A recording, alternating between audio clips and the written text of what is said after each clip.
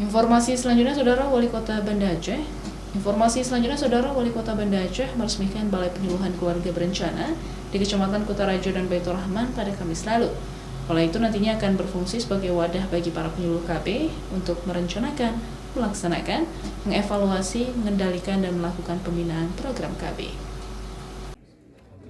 Dalam peresmian tersebut, Wali Kota juga didampingi oleh Kepala Dinas Pemberdayaan Perempuan, Perlindungan Anak, Pengendalian Penduduk, dan Keluarga Berencana Kota Banda Aceh, Jud Azharida SH, dan sejumlah kepala desa yang mendapatkan penghargaan.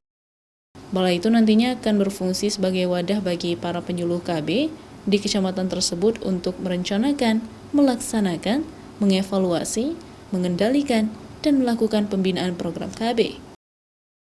Ya, hari ini saya meresmikan Balai Penyuluhan Keluarga Berencana untuk Kecamatan Kutaraja dan Kecamatan Baitur Rahman, sekaligus secara simbolis.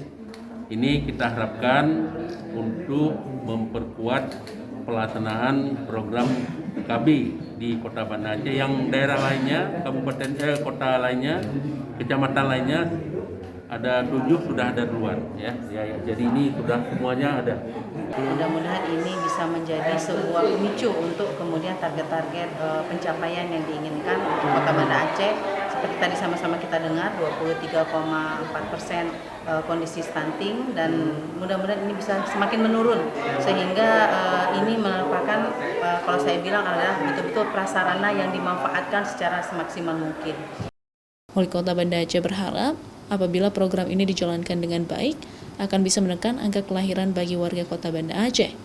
Ia juga berharap dengan program ini diresmikan, dapat melayani seluruh desa yang ada di Kecamatan Kutarajo dan Baitur Rahman, sekaligus menurunkan angka kematian. Tim Liputan Kompas TV Banda Aceh.